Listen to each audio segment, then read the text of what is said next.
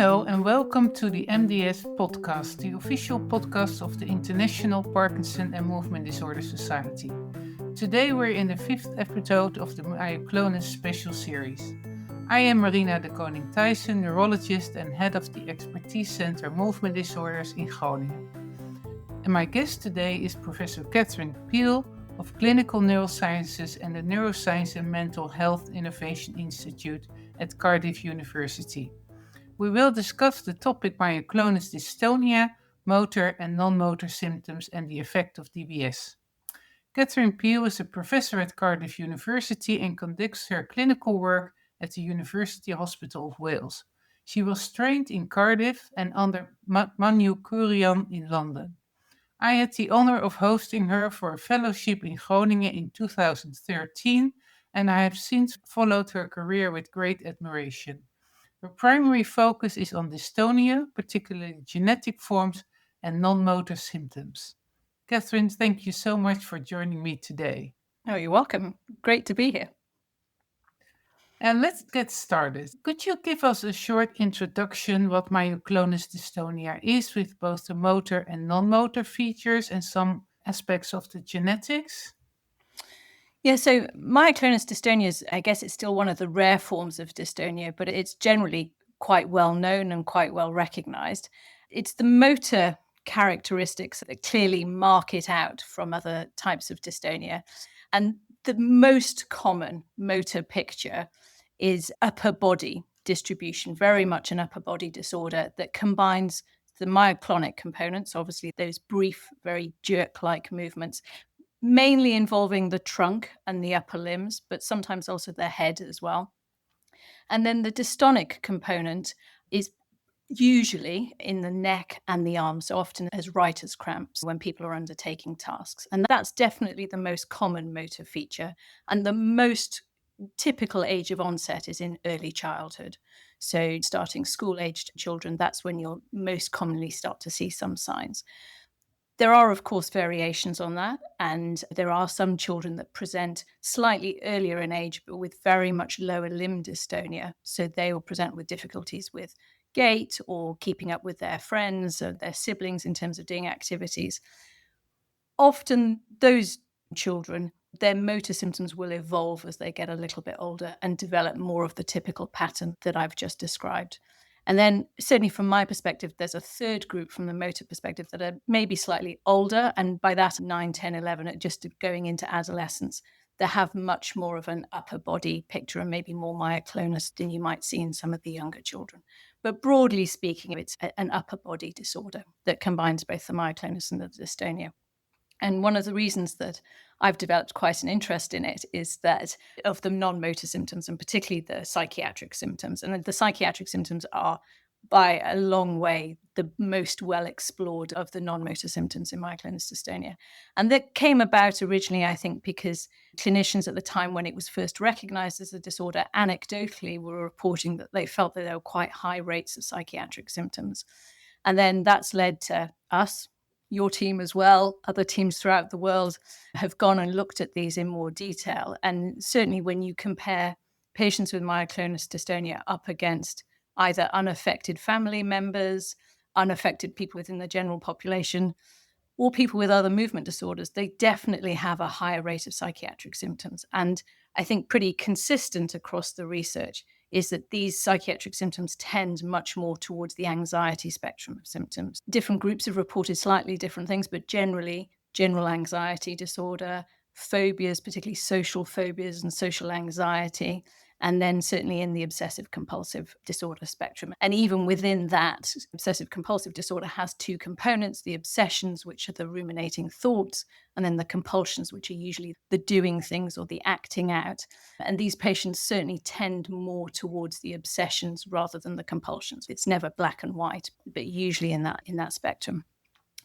I think moving on to the genetics, the most recognized gene is the epsilon sarcoglycan gene, so the SGCE gene. And I was looking back at the literature the other day. That was identified nearly 25 years ago now, back in 2001, so quite a long time ago. And that is by far and away the majority gene for myoclonus dystonia. There's been a lot of work on gene negative, so SGCE negative cases who have a typical myoclonus dystonia phenotype, and people identifying smaller numbers of patients with mutations in other genes. So the KCDT17 with Nicola-Minkacci, that's another gene that's been identified. I think I would argue in that setting it's a slightly different phenotype from the SGC. And then obviously your team as well, you identified the relin variants in the relin gene. So I think there are a number of genes, but certainly the epsilon sarcoglycan is the most common. It's an interesting gene in terms of inheritance, mainly because of the imprinting. So it's a gene that's maternally imprinted, and imprinting in itself, for those who are not familiar, is effectively a switching off or a silencing of the gene. It's a methylation process, but the end result is that there's a switching off of the gene. So if the mutation is inherited from the mother, then it'll be switched off, and therefore the offspring, the child, won't have the clinical phenotype. But if the mutation's inherited from the father, then there's no methylation, there's no switching off, and then the individual will have the clinical phenotype. And so that just makes it a bit trickier in clinic when you're taking the family history, because you run the potential of several generations not having any, at least motor symptoms that people would identify as having a clinical disorder. And in fact, it may go back so far that there's no immediate family history. And so you might not be leaning towards genetic disorder. And I think that obviously led to a delay in the gene identification in the first place, but also makes genetic testing in this group slightly more complicated, and probably means that as a group, it's under-tested for, I think, probably overall, because of this absence of family history sometimes. That's a very clear explanation about the disorder. If I go back to these non motor symptoms, because there is always this chicken and egg story, right? Is it part of the phenotype, or is it the result of the living with a disorder that everyone can see and that makes you anxious? Can you say something about that, Kathryn? Yeah, so I think obviously there are lots of different views on this, and I think it's probably not as clean cut that it's all part of the phenotype or that it's all secondary to having a movement disorder. I think some of the factors that, or some of the information that suggests it's more part of the phenotype, is that as much as you can rely on reporting historical recall of the sequence of events, but there are certainly patients who are able to recall some psychiatric symptoms prior to onset of the motor disorder. You've also got in the psychiatric symptoms that I've described, while anxiety clearly can be a consequence of many disorders, and particularly motor disorders, conditions such as obsessive compulsive disorder is not generally considered to be a psychiatric symptom that people develop as a consequence of having a movement disorder or having a medical condition. And so particularly there, that leans much more to being part of the phenotype rather than being a secondary effect. I think if you look at anxiety levels, particularly, and progress of those over time, so longitudinally over time, you and I did some work together looking at these patients. And while their motor symptoms will often stay stable, and I should have said this earlier, that is certainly true, the motor features that people have by the time they reach their late teens, early 20s, that's probably what they're going to have for the rest of their lives. You do see an increase in the psychiatric symptoms over time. It's not a huge fall off, but there is certainly an increase. And so you'd have to assume that some of that is a secondary effect around increasing anxiety, particularly at critical points in life. So late teens, leaving home, into adult working environment, people's anxiety levels do seem to go up over time. So I think it's a mixture of the two, but I think there is definitely a core component that forms part of the myoclonus dystonia. Yes. And as you know, with medication, it's usually hard to treat these patients, right? So if they have a severe phenotype, we might end up with deep brain stimulation. Could you say something about the effects of that, and perhaps both on motor and non motor symptoms? Yeah, so I think this is, as you said, normally when you go to treat a patient, you always think about maybe physical therapies first, then oral medical therapies, and then you're coming to the surgical treatment when you've exhausted other options.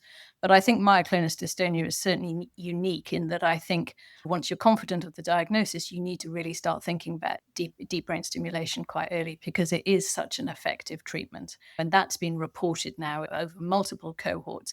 And not only that, but there's sustained gain and sustained benefit for these patients over time. DBS itself, the targeting of the DBS, That has varied between different centers. So the globus pallidus internus, the GPI, is certainly a popular target for myoclonus dystonia. Some people use the ventral intermediate nucleus of the thalamus, so the VIM within the thalamus, as an alternative. And some of the reasoning behind that is that some groups found that more so with the GPI target, that the DBS itself led to an increase in psychiatric symptoms. As anyone who does DBS work, everyone will know that in the workup, you look a lot at psychiatric symptoms in advance. And then obviously this cohort of patients have got high levels of psychiatric symptoms anyway. And then in some patients, it does seem that the DBS has worsened those psychiatric symptoms. That's a small number. Some people moved over to the VIM as a target as a result of that. I think if you look at the data from the DBS for these patients, overall, it's the myoclonus that gains the most from the DBS. You get improvement, certainly good improvement to both myoclonus and dystonia. But if you look at the numbers on rating scales of improvement and sustained improvement over the time, the myoclonus is slightly better than the dystonia. But the functional gain for patients where it's successful is huge. And I think there's also been some work looking at when you should intervene for surgery. Because if you're thinking that it's often children that are being diagnosed with myoclonus dystonia, there's obviously some hesitancy at a young age as to whether or not you want to go quickly to surgery or whether you want to wait a while and see how the child gets on. There's some work to suggest that the shorter the time from diagnosis to DBS and the younger the patient, the better the outcome long term for the patient. I think we don't fully understand the networks that we're impacting by DBS. So I don't think we can fully explain that. But that certainly is out there. And I think is certainly something to consider in younger patients in clinic when you're making the diagnosis, is that dialogue around DBS relatively early in that pathway compared to what you may consider for other conditions. Thank you. And Kathryn, just to end with, because you have told us now very well how the clinical picture is, how we should treat them. But quite recently, you wrote a very exciting paper about basic studies in myoclonic dystonia. Could you shortly say something about that? Yeah, so I think while we've done quite a lot of the clinical work in Cardiff, one of the things that I've been quite interested in is still trying to understand the basic mechanisms that give rise to these conditions, because we've just commented on that DBS is good, but we don't really understand how it works. And in terms of developing other therapies, that's difficult to do without understanding. So we've been using a stem cell model, so iPSC models. These are samples from patients that we then culture in cells. And while, as with most movement disorders, there's been a big focus on the basal ganglia, what we were quite interested in is looking as to whether there were any cortical changes, because we all know in dystonia and myoclonus as well, dependent on its location, that there are observed electrophysiological changes in the cortex. We took these stem cells and differentiated them towards cortical excitatory neurons.